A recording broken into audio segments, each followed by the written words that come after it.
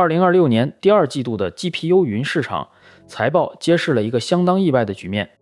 你可能觉得这市场大家都在拼价格，但 CoreWeave 偏不，它不仅是唯一拿到 Semi-Analysis Cluster Max 2.0 白金评级的 GPU 云服务商，还以 112% 的营收同比增长率领跑。光 Q2 营收就达到了 25.75 亿美元。更夸张的是，它的合同积压已经达到惊人的1040亿美元，这还没算第三季度初新增的250亿新承诺。这让不少资深开发者摸不着头脑，为什么 CoreWeave 能靠溢价服务赚得盆满钵满，而其他玩家却在 B200、B300 这些新硬件上打价格战？这背后到底藏着怎样的市场逻辑和策略分化？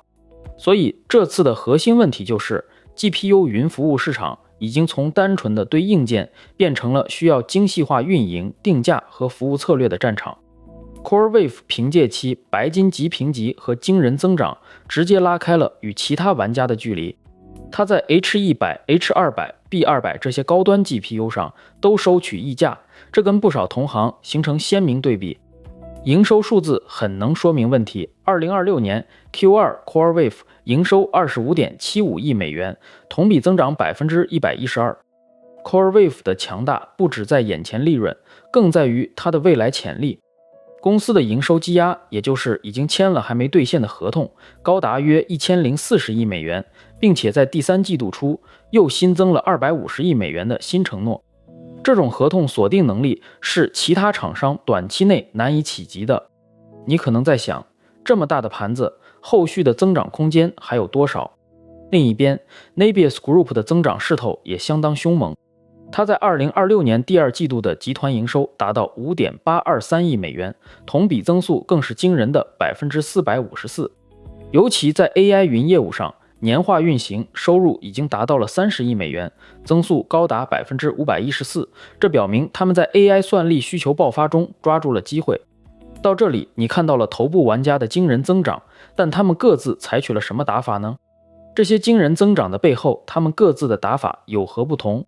他们对 H100、H200 乃至 B200 都收取溢价，但用户似乎也愿意买单。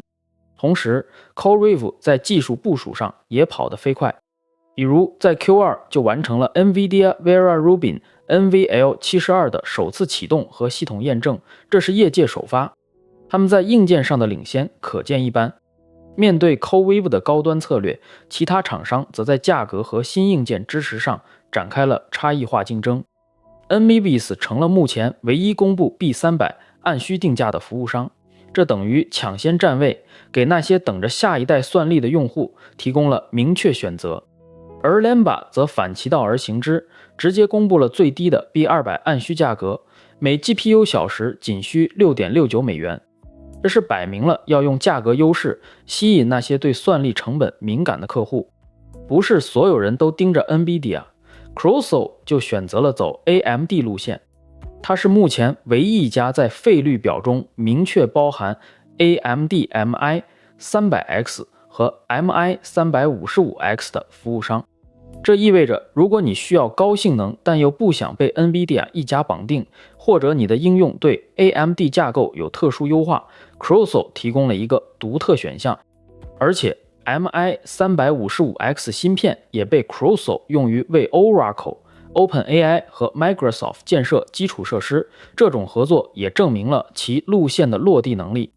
就连曾经以 LPU 推理云架构闻名的 Croak， 其战略也发生了重大转变。他在去年12月将 LPU 技术授权给 NVIDIA 后，现在已经成了 NVIDIA 云合作伙伴，并计划在自己的 Croak Cloud 中增加 NVIDIA GPU 算力。这表明，即便像 Croak 这样有独特硬件的厂商，也感受到了 NVIDIA 生态的强大引力，开始转向更广阔的市场。既然大家策略各异，那在算力扩张上，各家又表现如何呢？ CoreWeave 的合同积压不仅意味着收入，更意味着惊人的算力扩张能力。截至6月30日 CoreWeave 的活动功率达到了 1.5 GW， 但其合同签下的功率已经超过了 4.2 GW。这种巨大的差值表明它有强大的部署能力和未来的增长潜力，随时能把更多硬件上线，这是非常积极的信号。他们有能力将订单转化为实际服务。Nebius 的目标同样宏大，他们的合同功率目标是达到 5GW， 这与 CoreVivia 不相上下，显示出两家公司在争夺未来 AI 基础设施市场份额上的野心。大规模的电力合同和数据中心部署是这些 GPU 云服务商保持竞争力的核心，这背后都是实打实的重资产投入。这些投入的背后，资产规模成为竞争的关键。